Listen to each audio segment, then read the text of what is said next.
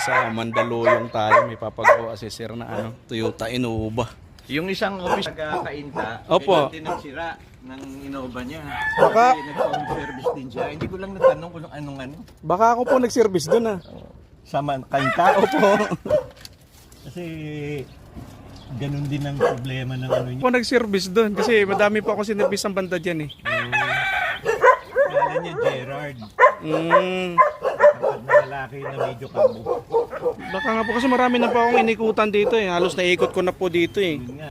Ito may susi. Hindi po kahit walang susi, gagana po yan.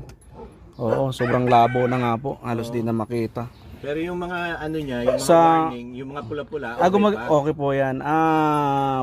Fuel ang walang ilaw. Fuel po ang walang ilaw. Oo. Eh, yung iba malabo na. Kaganina walang ilaw, ngayon okay na.